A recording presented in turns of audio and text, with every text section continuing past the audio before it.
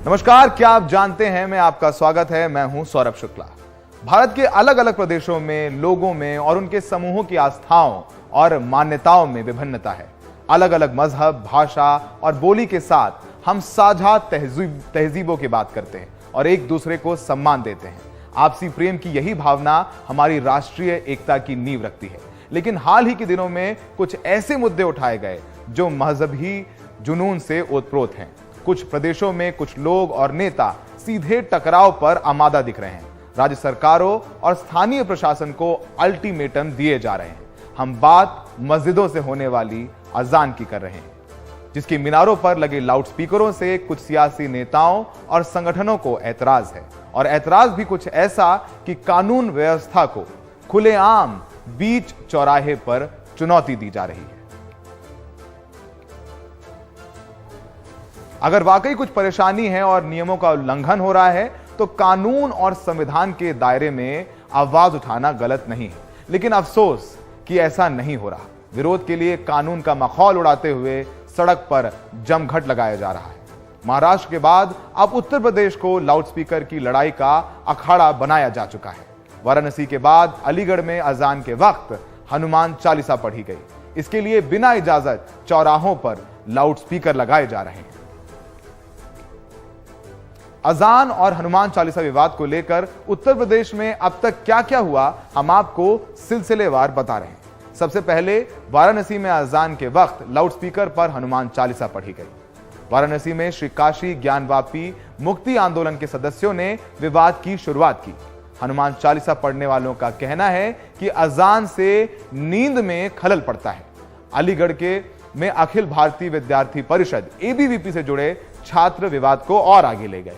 ABVP ने अलीगढ़ के 21 चौराहों पर लाउडस्पीकर लगाने की इजाजत मांगी। प्रशासन ने जिससे इनकार कर दिया। जिला प्रशासन के इनकार के बावजूद कई चौराहों पर अपने घरों पर लाउडस्पीकर से भजन गाए गए। एबीवीपी से जुड़े छात्रों का कहना है कि वो चंदा मांगकर लाउडस्पीकर लगाएंगे। अलीगढ़ में एबीवीपी के प्रदर्शन और जुमे की नमाज को देखते हुए सुरक्षा बढ़ानी पड़ी। इस मामले में अलीगढ़ प्रशासन ने एनडीटीवी से कहा है कि इस पूरे मामले को वो बातचीत के जरिए सुलझाएंगे। अलीगढ़ के एसडीएम सिटी ने साफ शब्दों में यह भी कहा है कि वो इस नई परंपरा को शुरू नहीं होने देंगे। आइए सुनते हैं कि एडीएम साहब क्या कह रहे हैं। सर, हमने देखा है कि आप लोगों ने जब उनको समझाने की कोशिश की तो कुछ ऐसे कार्यकर्ता उन्होंने अपने घरों पर लाउडस्पीकर लगा लिया और वो कह रहे हैं कि हम बजाएंगे और वो उसी वक्त बजाएंगे जब अजान होगी, ये भी कह रहे हैं। उनका क्या करेंगे आप लोग? उसमें भी शासन के निर्देश हैं, जीओज भी हैं, कितने डेसिबल में कितना कौन का बजा सकता है और वो टाइम भी है कब तक बजा सकता है, रात में या दिन में। तो अगर इस तरह का किसी नियम कानून का उल्लंघन होगा तो उसमें भी उन लोगों को, जो हमारा पुलिस प्रशासन है, उसमें बातचीत करके स्थानीय जो थानाध्यक्ष हैं उनसे समाधान करा लेंगे। कुछ दिन पहले एसीएम फर्स्ट जो मोहम्मद जफर साहब हैं, उनको एक ज्ञापन के माध्यम से अपनी बात कही थी। और मैंने उनसे बात ये कही थी कि मस्जिदों पर 10-10 लाउड स्पीकर लगे हुए हैं, उनकी मात्रा कम करी जाए, क्योंकि इतनी है कोई भी अजान नहीं सुनना चाह रहा, उसको क्यों ज़बरदस्ती अजान सुनाई जा रही है। तो मैंने उनसे ये मांग करी थी। और यूपी बोर्ड के छात्र छात्राएं थे, उनकी परीक्षा चल रही थी, उनको भी परेशानी हो रही थी पढ़ने में। तो मैंने इसलिए एसीएम साहब से मांग करी थी और एसीएम साहब ने उस पर बोला था कि हम इस पर विचार विमर्श करेंगे, पर उन्होंने अभी तक इस पर कोई विचार विमर्श नहीं करा है। इस एवज में मैंने कल अपनी कॉलोनी के अंदर हनुमान चालीसा का पाठ करा लाउड स्पीकर लगाकर, और पूरी कॉलोनी की सहमति से हनुमान चालीसा कल मैंने पाठ करा था। तो आप चौराहों पर भी चाहते हैं कि स्पीकर बजाया जाए। तो आपकी समस्या लाउड स्पीकर पर जो अजान होती है उससे है, या फिर आप धर्म के प्रचार प्रसार के लिए आप हनुमान चालीसा बजाना चाहते हैं? आपकी मंशा क्या है? धर्म का प्रचार प्रसार तो वो करते हैं, धर्म का प्रचार प्रसार हम कहाँ से कर रहे हैं? उस पर मस्जिदों पर लगा कर आप क्यों चाहते हैं? फिर वो अब तक क्यों नहीं किया आपने? अब क्यों लगा आपको कि नहीं ये गलत हो रहा है? हम तो हनुमान चालीसा का उच्चारण बहुत दिनों से करते हुए आ रहे हैं, आज थोड़ी कर रहे हैं। अजान से जुड़े इस विवाद की शुरुआत महाराष्ट्र से हुई। एमएनएस प्रमुख राज ठाकरे ने गुड़ी पड़वा के मौके पर अजान का मामला उठाया। राज ठाकरे ने अजान के लिए लाउडस्पीकर का प्रयोग बंद करने की मांग की। कई जगह एमएनएस नेताओं ने मस्जिदों के बाहर लाउडस्पीकर से भजन गाए। बीजेपी नेता मोहित कंबोज विवाद में कूद पड़े। मंदिरों में मुफ्त लाउडस्पीकर की इन्होंने पेशकश की। मस्जिदों से लाउडस्पीकर हटाने के लिए राज ठाकरे का उद्धव ठाकरे सरकार को 3 मई तक का अल्टीमेटम दिया गया है। राज ठाकरे के अल्टीमेटम के बाद शरद पवार ने कहा है कि वो 3 महीने में एक बार जागते हैं। शिवसेना के संजय राउत ने सवाल उठाया कि बीजेपी शासित किस राज्य में अजान बंद हुई। महाराष्ट्र सपा अध्यक्ष अबू आसिम आजमी ने हनुमान चालीसा पढ़ने वालों को जूस का ऑफर दिया है। बात सिर्फ 2 राज्यों तक सिमटी नहीं है। हिजाब और हलाल मीट के बाद नफरती विवादों की श्रृंखला को आगे बढ़ाते हुए कर्नाटका भी अजान विवाद में कूद पड़ा है। श्री राम सेना के प्रमोद मुतालिक ने मस्जिदों में लाउडस्पीकर पर राज्य सरकार को चेतावनी दे डाली है। लाउडस्पीकर शांति भंग कर रहे हैं, जिसके खिलाफ लड़ाई शुरू होगी, ऐसा मुतालिक कह रहे हैं। सरकार इसे रोके, नहीं तो मंदिरों में, मठों में सुबह 5 बजे लाउडस्पीकर लगाएंगे, ऐसा मुतालिक साहब कह रहे हैं। लाउडस्पीकर ना हटाए जाने पर मस्जिदों के बाहर हनुमान चालीसा पढ़ने की भी उन्होंने धमकी दी है। कर्नाटक के मुख्यमंत्री बोमई भी बयान देने में पीछे नहीं रहे।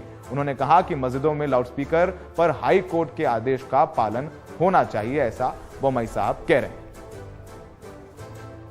वक्त है ब्रेक का, और ब्रेक के बाद आपको बताएंगे ध्वनि प्रदूषण पर क्या कहता है कानून, और इस पर जानकारी देंगे वरिष्ठ वकील मोहम्मद हैदर।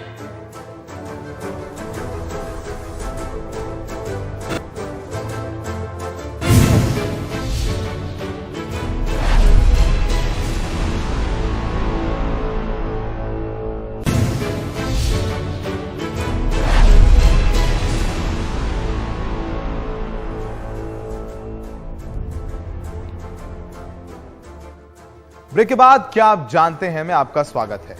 ब्रेक से पहले हमने को बताया कि अजान और इसको लेकर विवाद क्या है। अब हम बताते हैं कि ध्वनि प्रदूषण कानून 2000 जो बना था उस नियम के बारे में क्या कहता है यह कानून। सार्वजनिक स्थलों पर लाउडस्पीकर बजाने के लिए लिखित अनुमति जरूरी है। रात 10 बजे से सुबह 6 बजे तक लाउडस्पीकर बजाने पर रोक है। बंद कमरों, जगहों पर रात में लाउडस्पीकर बजाने की इजाजत है। विशेष परिस्थितियों में राज्य सरकार रात 12 बजे तक की इजाजत ही दे सकती है। राज्य सरकार अस्पताल, शैक्षिक, व्यावसायिक संस्थानों के आसपास साइलेंट जोन बना सकती है। साइलेंट जोन के 100 मीटर के दायरे में लाउडस्पीकर नहीं बजाया जा सकता। आपको बताते हैं कि कहां कितनी ध्वनि सीमा तय की गई है। रिहायशी क्षेत्र जहां हम और आप रहते हैं, यहां सुबह 6 बजे से रात 10 बजे तक 55 डेसिबल। रिहायशी क्षेत्र रात 10 बजे से सुबह 6 बजे तक 45 डेसिबल। व्यवसायिक क्षेत्र सुबह 6 बजे से रात 10 बजे तक 65 डेसिबल। व्यवसायिक क्षेत्र रात 10 बजे से सुबह 6 बजे तक 55 डेसिबल। शांत क्षेत्र सुबह 6 बजे से रात 10 बजे तक 50 डेसिबल। शांत क्षेत्र रात 10 बजे से सुबह 6 बजे तक 40 डेसिबल। ध्वनि प्रदूषण पर क्या कहता है कानून, और इस पर और जानकारी दे रहे हैं वरिष्ठ वकील मोहम्मद हैदर। और हैदर साहब ये भी बता रहे हैं कि अजान को लेकर के कानून क्या कहता है और कोर्ट ने इसको लेकर के क्या जजमेंट दिए हुए हैं। आइए सुनते हैं मोहम्मद हैदर को। यूपी गवर्नमेंट ने अजानों पर कोई भी बैन नहीं लगाया है। दिन में 5 बार अजान होती है, 4 बार देयर इज नो बैन। जहां तक फजर की नमाज का सवाल है, जो सवेरे 4 से 5 के बीच होती है अब आज के दौरान, उस पर कोर्ट का मानना यह है, और गवर्नमेंट ऑर्डर्स भी ये कहते हैं कि अगर आप ह्यूमन वॉइस में अजान दे रहे हैं, there is no requirement for any permission. But then अगर आप एम्पलीफायर यूज कर रहे हैं, साउंड एम्पलीफाई कर रहे हैं, उसके लिए गवर्नमेंट ऑर्डर इश्यूड है। उस गवर्नमेंट ऑर्डर के तहत एसडीएम्स, एडीएम्स, डिस्ट्रिक्ट मजिस्ट्रेट्स एम्पावर्ड हैं परमिशन देने के लिए। आज के लिए क्या आप जानते हैं में इतना ही। देश दुनिया की तमाम खबरों के लिए बने रहिए सिर्फ एनडीटीवी इंडिया पर।